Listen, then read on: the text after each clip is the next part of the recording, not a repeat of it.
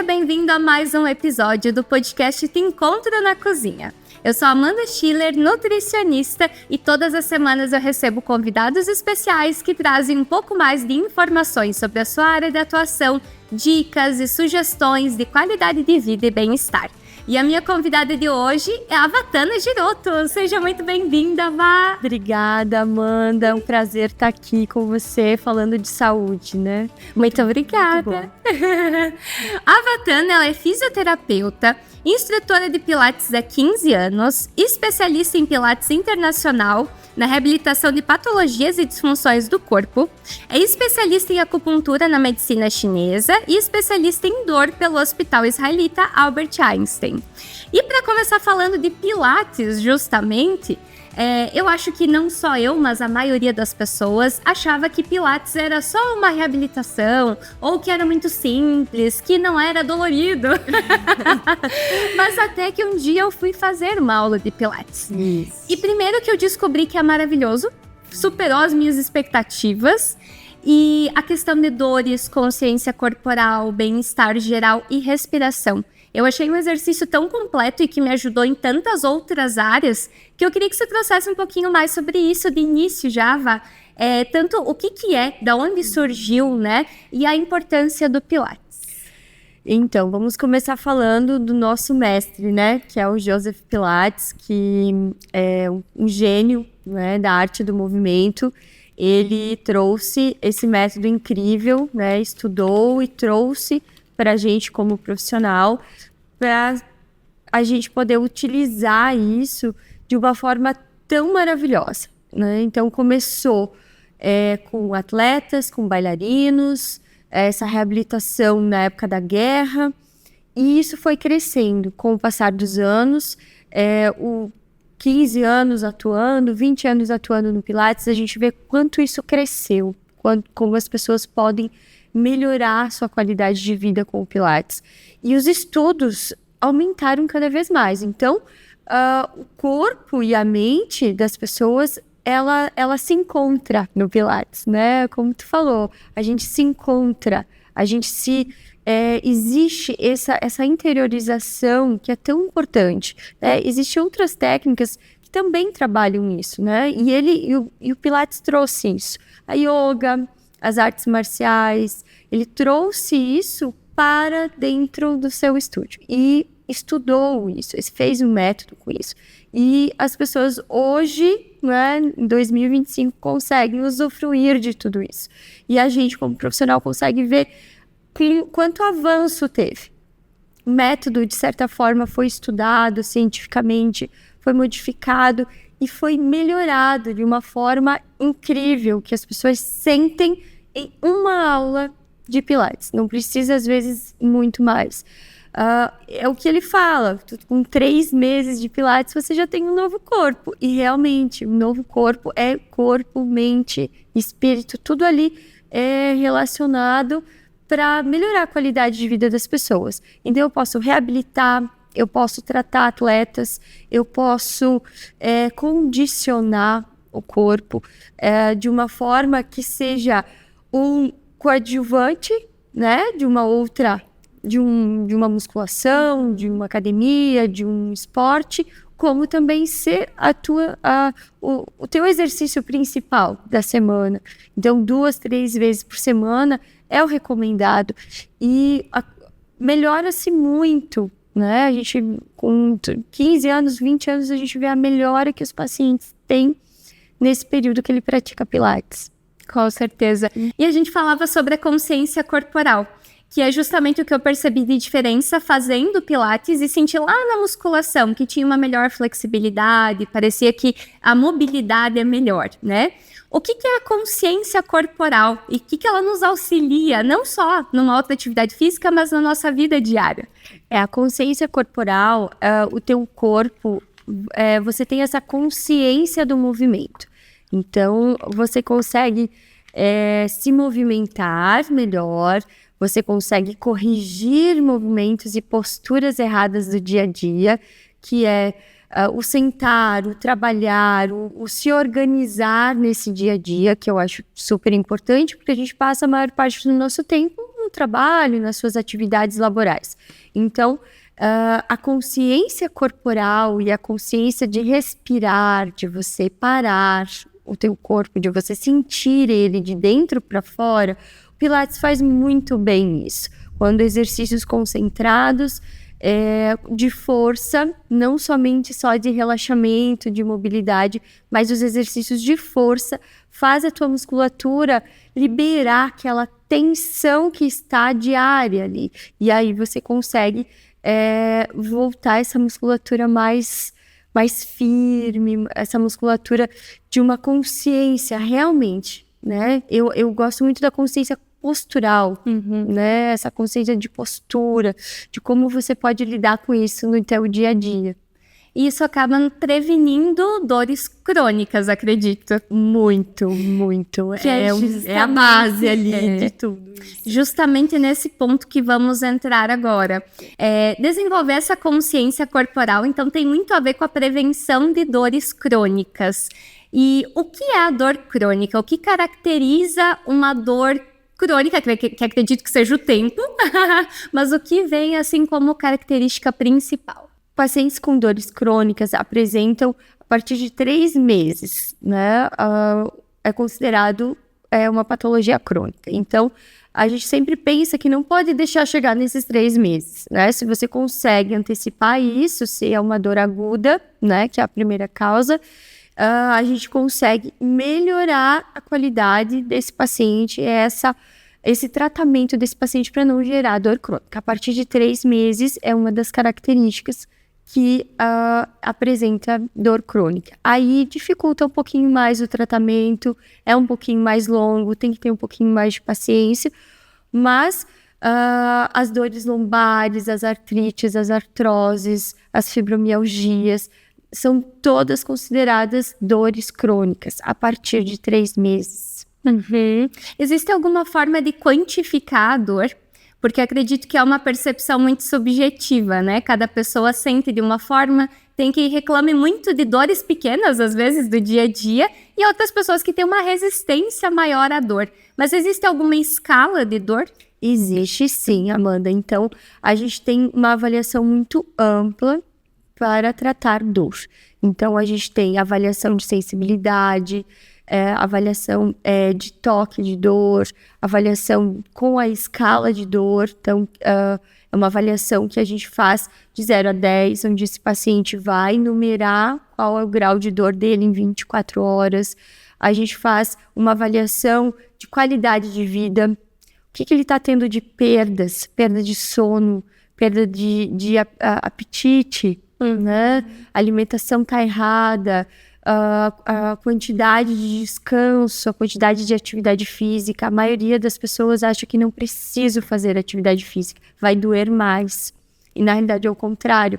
É as doses diárias que é o remedinho diário que a gente utiliza para fazer esse paciente melhorar. Então, a forma de moderar essa dor, a forma de fazer esse paciente fazer o exercício, fazer o seu tratamento, independente dele, multidisciplinar, né? Não pode ser só numa via, né? Não só na medicamentosa, não só no exercício, não só na alimentação, que ser uma multidisciplinaridade onde esse paciente vai melhorar. Perfeito. E existe uma cura para uma dor crônica ou na maioria das vezes a gente vai pensar só no controle dessa dor? Olha, essa é uma pergunta muito boa. A pergunta de $1 milhão. Porque assim, depende, né? Eu gosto dessa palavra. Depende como o paciente vai se organizando. Mas não tem cura, né? A gente não pensa na cura. Nem o profissional pode pensar isso para o paciente. Porque eu vou estar fazendo uma falsa esperança para esse paciente. E aí, a parte emocional, psicológica, tudo isso vai afetar também. Tem tratamento adequado para paciente daquele momento. Então, não errar a mão no tratamento do exercício, não errar a mão no tratamento da acupuntura, não errar a mão no tratamento alimentar, sempre orientar, indicar pessoas que possam ajudar naquele momento. Às vezes não é o momento da pessoa mudar toda a alimentação dela, não é, Amanda? Às vezes não é a hora de ele fazer pilates 3, 4 vezes por semana, ou fazer uma corrida, fazer uma caminhada. Às vezes não é a hora. Então, a hora de cada um, por isso da avaliação específica mesmo, onde a gente avalia o paciente com dor, o grau de dor, a forma que ele leva essa dor, os prejuízos emocionais, cognitivos, comportamentais, sociais, que esse paciente com dor crônica tem, e tem bastante. É porque nós somos seres múltiplos, né? Temos muitas áreas na nossa vida. Então, realmente, gerar mudanças, transformações de hábito, principalmente, como você falou, tem que ser avaliado individualmente. Não dá para abraçar o mundo, às vezes, mas fazer o que é possível dentro de cada condição. Às vezes até influenciado pela faixa etária, né? Os hábitos que já vêm arraigados. Então, realmente, é uma avaliação muito ampla, né? E a idade, ela vai comprometendo cada vez mais. Então, a gente tem perca óssea muito cedo, principalmente a mulher, né? O índice maior é em mulheres, né? De doença crônica. Então, a perda óssea, a perda muscular é muito jovem. Então, os prejuízos são maiores no futuro. Então, começar o quanto antes, né, essa mudança de hábitos de vida mesmo, e pensar que o teu corpo é o teu templo, né? É ali que mora tudo que você precisa. Perfeito. Hoje em dia, quais seriam as principais causas de dores físicas?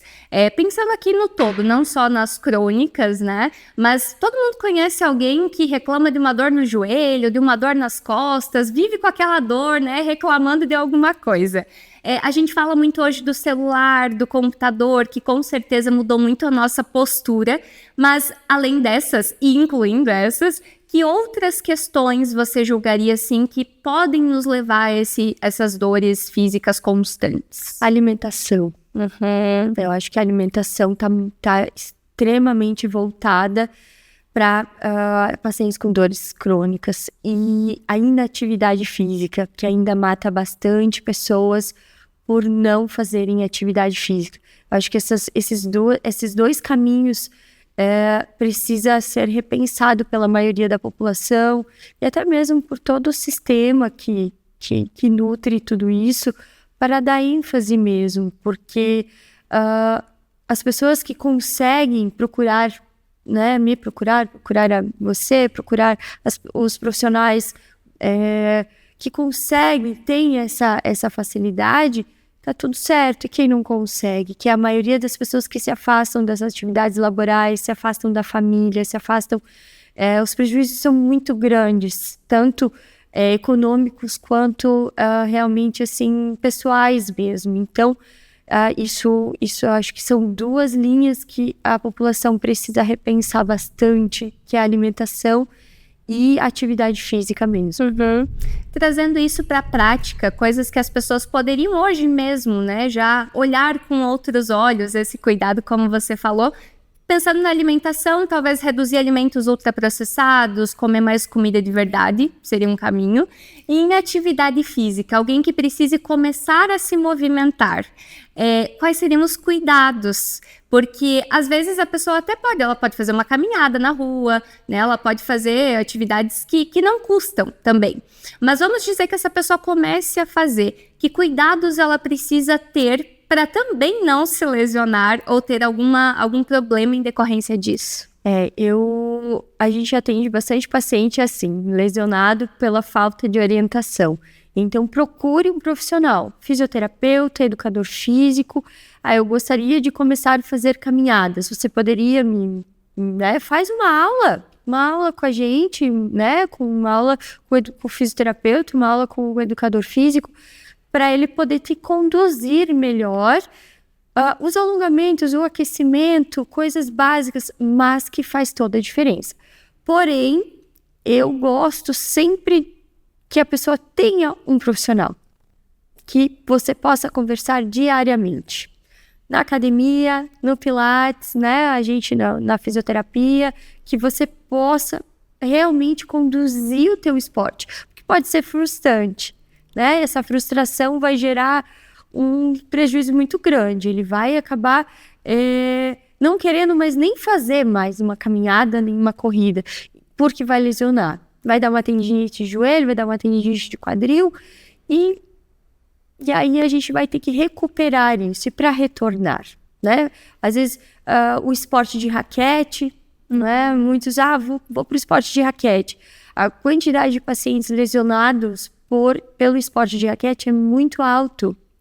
Está muito alto. Então, a gente precisa aí retomar esse aquecimento melhor, esse acompanhamento melhor, para não frustrar, né, os esportistas aí de fim de semana. É melhor prevenir do que remediar, né? Já diziam os antigos. Eu gosto disso.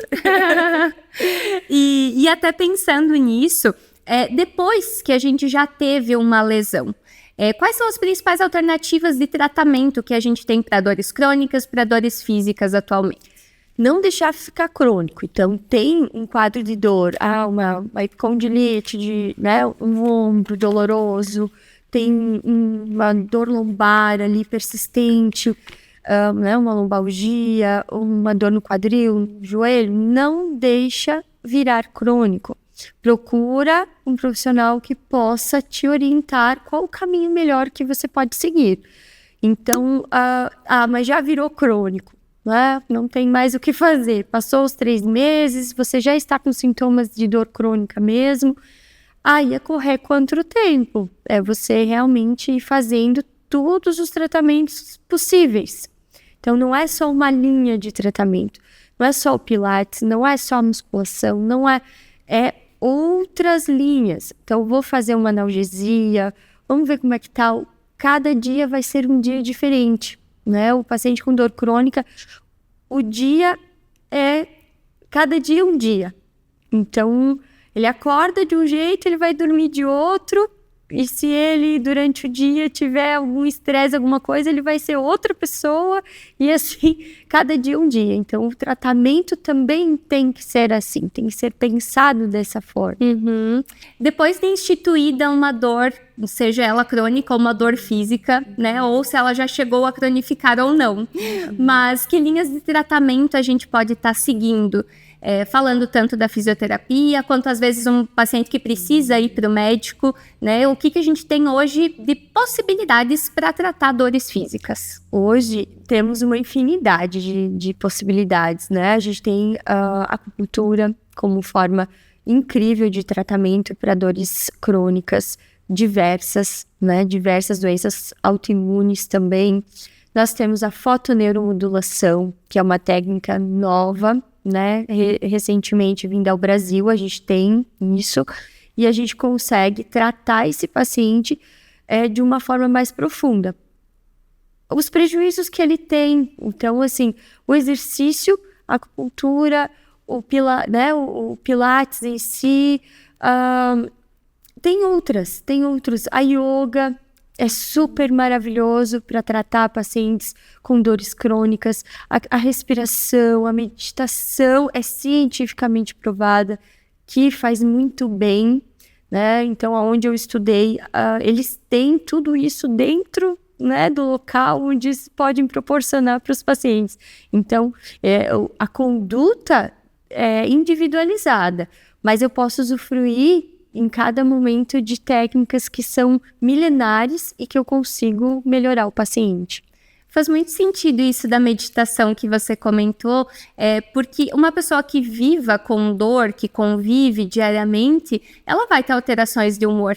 E isso vai afetar todo mundo em casa, quem está ao redor dela, né? Basta a gente, às vezes uma dorzinha simples no dia já mexe com a nossa rotina como um todo. Imagina alguém que numa fibromialgia, numa artrite, numa artrose, a longo prazo convivendo com isso. E a meditação, ela tem essa possibilidade de trazer um alinhamento, né?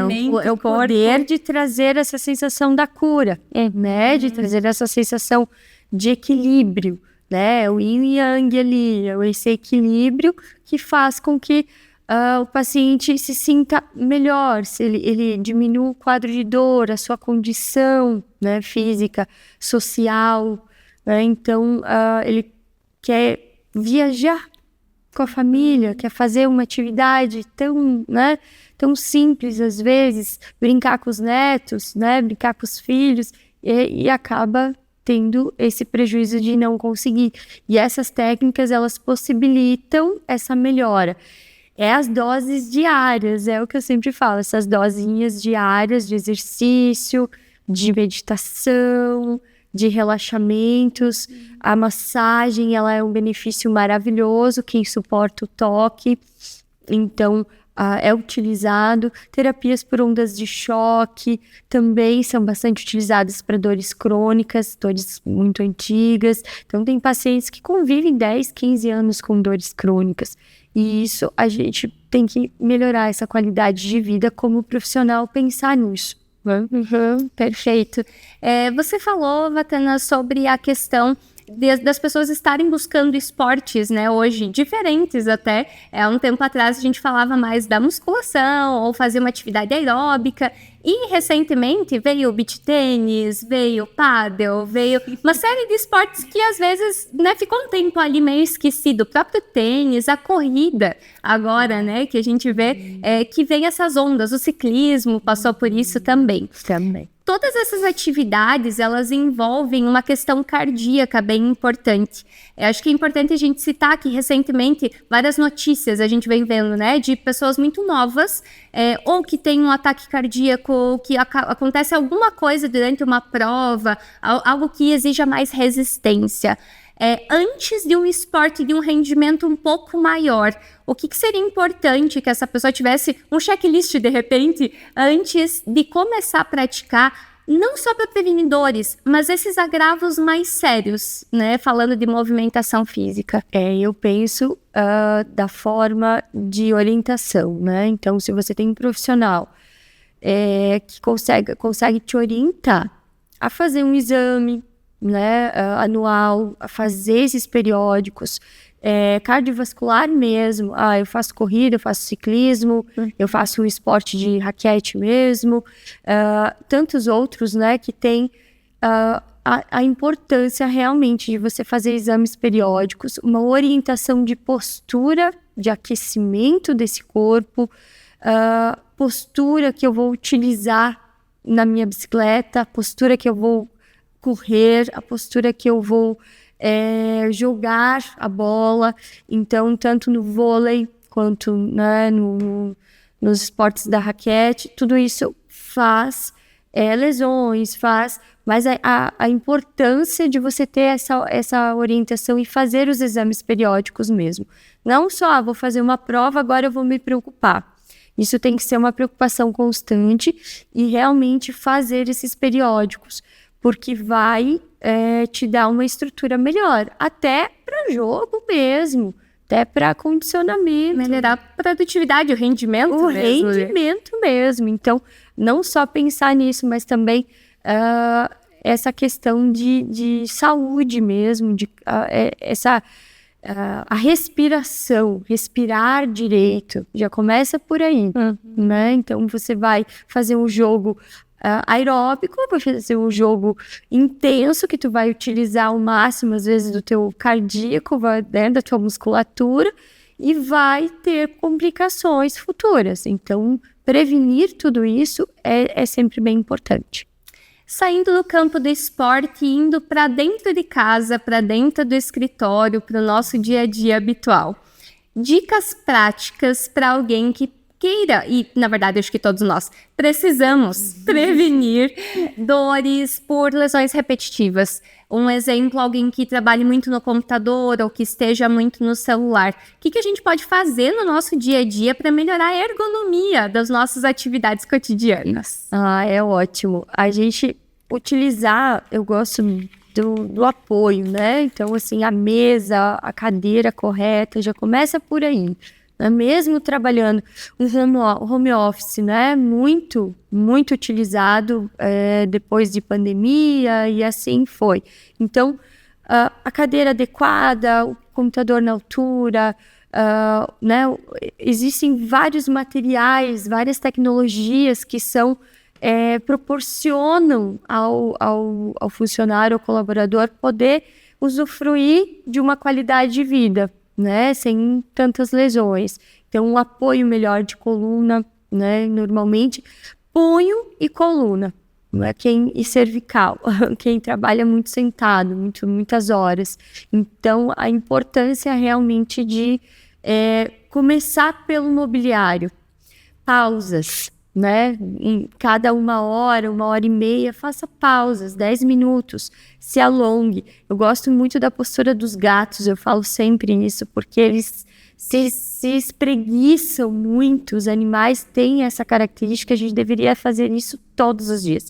Então, espreguiçar, você levantar, você ter esse movimento acordando o teu corpo, evita muitos torcicolos, muitas dores aí. Então, 1 hora, 1 hora e meia, pare, faça uma pausa, dê essa alongada, essa espreguiçada, isso já vai diminuir muito o quadro de dores crônicas mesmo, quadros de lesões por repetição, né? É bom até para ansiedade, né? Eu acho que levantar, sair um pouco do foco, conseguir respirar, olhar para uma janela, né? Então, isso ajuda em vários sentidos, né? Sem dúvida. Às vezes precisa resolver alguma coisa e aquilo ali não vai, né? Então, quando você levanta, você olha para um outro foco, outro ponto olha de longe, vista. Né? Outro ponto de vista, olha longe, você consegue aí ter um benefício também cognitivo, né? Perfeito. Uma oxigenação cerebral melhor. Excelente. Eu abri uma caixinha de perguntas lá no Instagram e algumas pessoas mandaram, eu selecionei 2 perguntas aqui pra gente trazer. Uma das nossas telespectadoras perguntou sobre dores recorrentes na terceira idade, se elas são passíveis de tratamento. Acredito que aqui a maioria das pessoas até pense que depois de uma idade, claro, a gente tem um corpo um pouco mais acometido por várias questões de saúde, mas existe esse tratamento para melhoria de qualidade de vida? Existe sim, então não importa a idade, né? Então a importância de você se movimentar, não independentemente da idade, né? Com seus 50, 60, 70, 80, 90, né? A importância de estar ativo mentalmente e fisicamente, né? A independência corporal, a independência de movimento, eu acho isso fundamental com a idade. E os tratamentos são incríveis para a terceira idade. A gente pensa, poxa, já tem uma idade, vai demorar muito para recuperar. Não. Eles respondem muito bem ao tratamento do Pilates, por exemplo. Né? Depois pensando futuramente numa academia, né? numa outra questão. Mas o Pilates, ele faz muito bem esse trabalho com o idoso. É impressionante. Ele, assim, em meses a gente consegue um resultado, poucos meses, consegue resultados surpreendentes com eles, de coisas que eles não conseguiam, estender uma roupa, ir na horta. Eu adoro ir na horta, porque eles gostam muito da horta e às vezes não conseguem mais cuidar das suas plantinhas, das suas flores, do seu cantinho ali, que às vezes é só deles, né? E é bem importante, eu acho que é possível. Tem como fazer, sim. Eu me lembro de ter feito aulas com você de Pilates e de ter várias senhoras partilhando dessa aula. E era muito legal até pela socialização. O fato delas saírem de casa, delas conversarem. Não é nem só pelo físico, mas é esse contexto. É, né? O social. É o social. Né? Fazem amizades, trocam receitas, trocam remédios, trocam plantinhas, trocam chás. Então, cada um tem uma opinião, cada um faz... Isso é que faz o benefício também do Pilates. Então, a gente tem um ambiente acolhedor para que esses pacientes possam fazer isso também. Ter essa alegria, né, que às vezes eles não têm dentro de casa, às vezes não têm, né, num local fora. E ali que eles possam ter esse momento agradável. Excelente. A segunda pergunta é: o que fazer nos casos de dores no ciático de repetição? Acredito que muitas pessoas aí já tenham passado por isso. Muitas. Então, essa também é uma questão importante, né? Porque nem tudo é culpa do nervo, né? A gente estava conversando um pouquinho antes sobre isso também. Nem tudo é culpa do nervo, coitado do ciático, né? E já nem tem mais esse nome, né? Mas, enfim, é o nome mais popular, mais conhecido, e que as pessoas se referem realmente porque ele é o maior nervo, né, do nosso corpo, e ele afeta a região lombar e afeta os membros inferiores. Porém, a avaliação é muito importante se realmente é ou não. Recorrente, ok, né, teve várias vezes, então pode ser que realmente seja uma ciatalgia. Então, o tratamento é crônico, recorrente é crônico, e com isso o tratamento é um pouco mais longo, e assim que tem um flare-up, que a gente chama que é um escape de dor, que é onde eu consigo visualizar realmente a pessoa que está com dor naquele dia. Então, esse escape de dor é aquela dor que às vezes você não consegue nem levantar da cama, porque a ciatalgia é assim, alguns movimentos você já não consegue realizar, né? A dor é intensa, normalmente, mas é nesse momento que o fisioterapeuta também consegue avaliar e ver o prognóstico ali, o futuro do tratamento.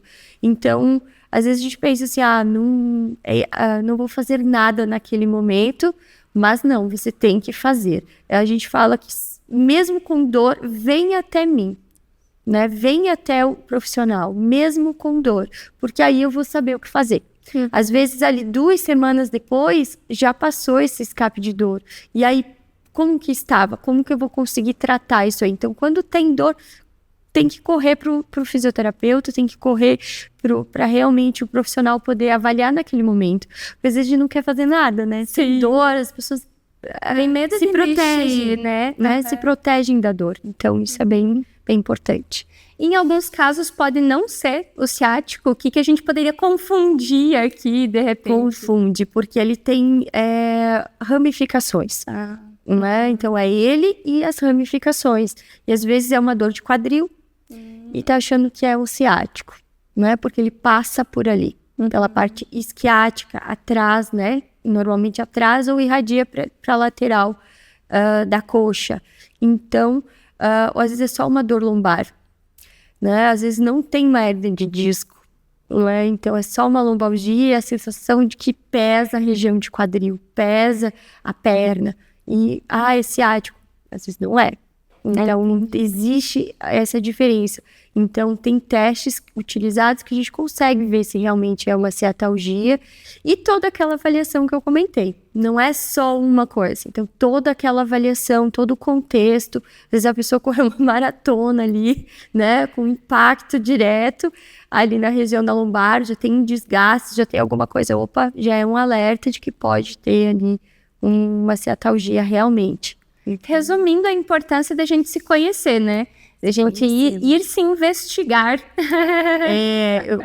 O profissional ajuda o paciente, né? Nesse momento, de se conhecer, de se observar, de poder fazer algumas coisas até em casa mesmo.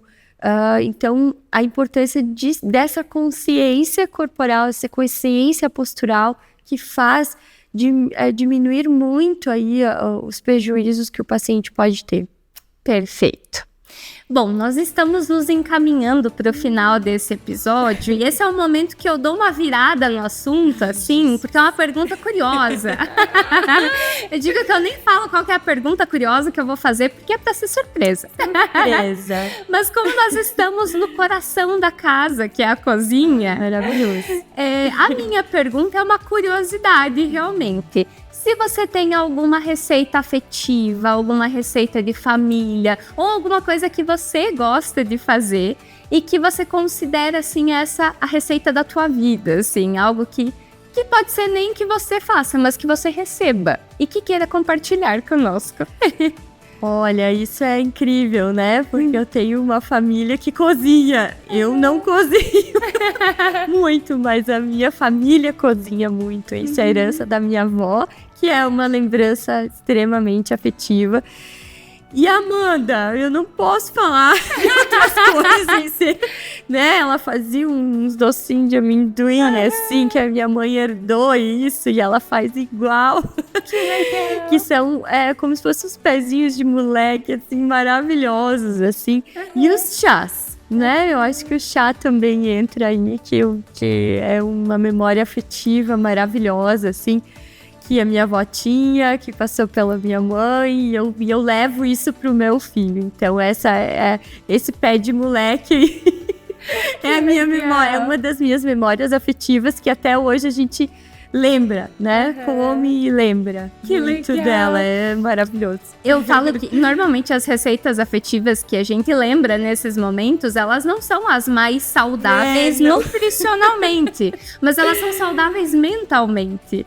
E pode ver, não é algo que você vai comer diariamente. Tem uma ocasião específica, Exatamente. né? Tem o dia que nós vamos fazer aquela receita. E é por isso que se torna uma receita especial. Se fosse algo diário, talvez você não tivesse a mesma relação Aquele afetiva. gosto, né? Aquele carinho. Então, é tão gostoso lembrar, né? Do pãozinho feito em casa na hora. Então, essas coisas que lembram, é uma receita de coração da minha avó, assim, que ficou, né, pra família. Que legal. Que bom. Eu vou te pedir, se você puder nos mandar essa receita, né, por escrito aí, a original.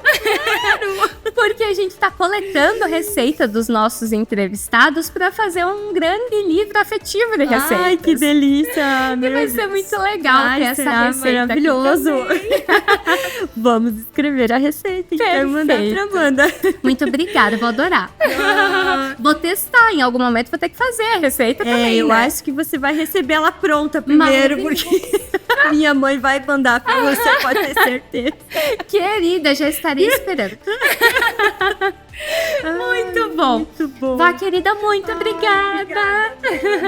Obrigada pela presença, obrigada pelos esclarecimentos, né? E continuamos sempre À disposição. de olho na nossa saúde, né? Isso mesmo, vamos cuidar, que é o nosso templo, né? Vamos cuidar da gente. É isso aí, perfeito.